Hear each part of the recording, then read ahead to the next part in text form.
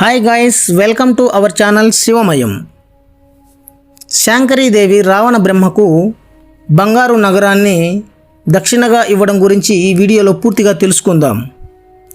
అష్టాదశ శక్తి పీఠాలలో ముందుగా మనం స్మరించవలసిన పూజించవలసిన శక్తి స్వరూపిణి గణపతి మాత అయిన శాంకరీదేవి. ఆమె కొలువున్న ప్రదేశమే నాటి లంకా నగరం.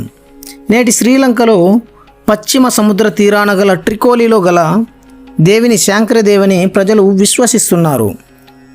రావణుడు పాలించిన లంకా నగరంలో ఇప్పటికీ శ్రీలంకలో శాంకరదేవి ఆలయం లేదని చరిత్రకారులు వితండవాదం చేస్తున్నారు. అసలు శాంకరీదేవి రావణ బ్రహ్మ లంకకు ఎలా వచ్చింది, ఎందుకు వచ్చింది అనే పూర్తి స్టోరీ గురించి మనం తెలుసుకుందాం. కైలాసం ఆ పరమేశ్వరుని స్థిర నివాసం. పార్వతీదేవి శివుని అర్ధాంగి అయిన పిదప ఋతువులెన్ని మారినా కైలాసాన అదే మంచు చల్లదనం, అదే స్థిర నివాసం.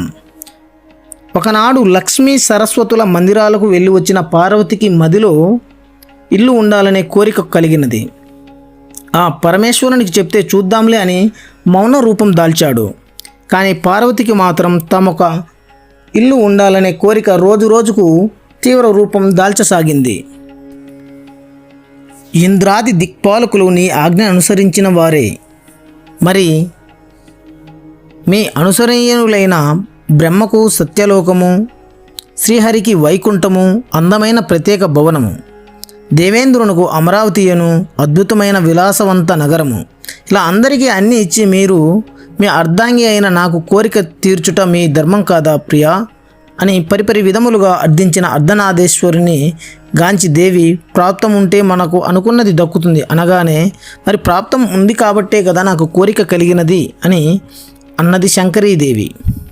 నిజమే అని మరేదో చెప్పబోతున్న శివుని వారించి, చూడండి నా కోరిక తీరాలి, రమా వాణి సచిదేవి ఉన్న భవనాల కన్నా అత్యంత సుందర మందిరం కావాలి అని అంబిక అంటుండగా, నారాయణ నారాయణ, సరైన కోరికనే కోరావు తల్లి అంటూ పార్వతీదేవి కోరిక అనే బీజానికి నీరు పోశాడు మహర్షి నారదుడు. అట్లా చెప్పు నారద, స్వామివారు నా కోరిక విని పరిహసిస్తున్నారు. ఒక మంచి ఇల్లు ఉండాలనుకోవడం తప్పు ఎలా నారద మహర్షి? లేదమ్మా, నీ కోరిక సమంజసమైతే అయ్యవారు తీర్చవలసినదే. అమ్మ కోరిక తీర్చు అంబికానాథ అన్నాడు నారద మహర్షి. సరి కలహ భోజనునికి మృష్టాన భోజనం లభించునట్లున్నదే. నారాయణ నారాయణ, ఆదిదేవుని ముందర అంజనాదుల మాయలు. నా పలుకులన్నీ జగత్ కళ్యాణానికేనని తమరు ఎరుగరు తృష్ట సంహార అన్న నారదుని పలుకులు విని చిరునవ్వుతో ఒకసారి పార్వతి వంక చూసి, శాంకరి, నీ కోరిక నేడార్చే నేను సిద్ధమే, కానీ నిలుపుకొన నీకు సఖ్యమా అన్నాడు ఆదిదేవుడు.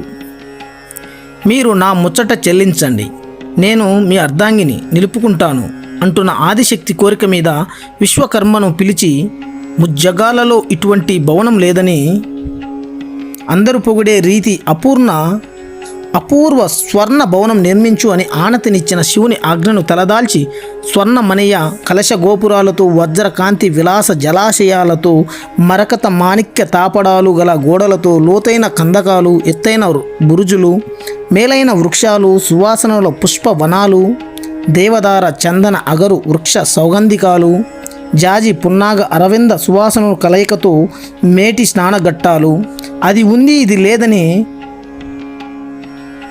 అక్షయ పాత్ర వంటి భోజనశాలలు, అన్నపూర్ణ సదనాలు, ఇలా నిత్య వసంత విలాస మనోజ్ఞమైన భవనం రూపొందించాడు విశ్వకర్మ. ఆ భవనాన్ని గాంచిన శివగౌరి ఆనందానికి హద్దులు లేవు. ఆహా, అదృష్టం నీదేనమ్మా అర్ధనాదీశ్వరి. ముజ్జగాలలో కాదు, చతుర్దశ భువనాలలో కూడా ఇటువంటి స్వర్ణ భవనం ఎక్కడ చూడలేదని నారదుని వంక గర్వంగా చూసి, మరేమనుకున్నావు నారద, నేను తలుచుకున్న ఏదైనా సాధించి తీరుతాను. లెస్స పలికితివి శాంకరీదేవి. మరి గృహప్రవేశానికి శుభారంభానికి మాగులు ఋత్విఘ్నులు సరిపోరు కదా. భూత భవిష్యత్ వర్తమాన కాల చలన మెరిగిన వారు, త్రికాల సంధ్యా వందన తత్పరులు, బ్రహ్మవేది వాక్పాటి మాలాంకృత శోభితుడు, మీదు మిక్కిలి శివభక్తుడై ఉండాలి తల్లి. అవునవును, అటువంటి విప్రశ్రేష్ఠులను గురించి తెలపండి ప్రభు అన్నది గిరిజాపతితో. రావణ బ్రహ్మను మించిన నిష్ఠ గరిష్ఠులు, నియమవర్తిత సంచాలకులు, త్రికాల వేది, నిత్య శివ పూజా దురంధరుడు, దశకంఠ శివ గానాలాప భక్తుడు, బ్రహ్మపుత్రుడు రావణుడు, లంకాద్వీప పాలితుడు కనుక నారద ఈ గృహ ప్రవేశ సంధానకర్తగా ఆ రావణుని పిలుచు అన్నాడు భవుడు. వల్లేయున్నది భవాని. ఆది దంపతుల ఆజ్ఞను ఆహ్వానముగా రావణ బ్రహ్మకు అందించాడు నారద మహర్షి.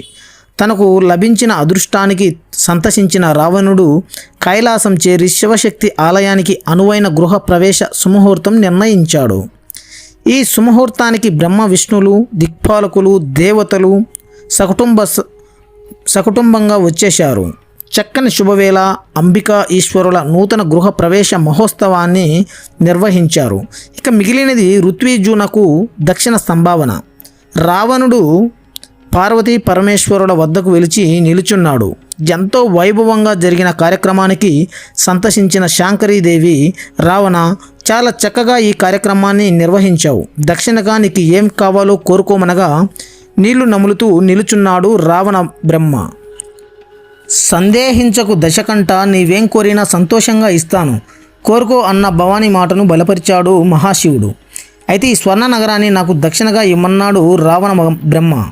నివ్వరపోయింది శివనారి. శివుని వంక చూడగా చిరునవ్వు నవ్వుతున్నాడు పరమేశ్వరుడు. చేసేది లేక ఆ సువర్ణ నగరాన్ని దక్షిణగా ఇచ్చేసింది శంకరీమాత.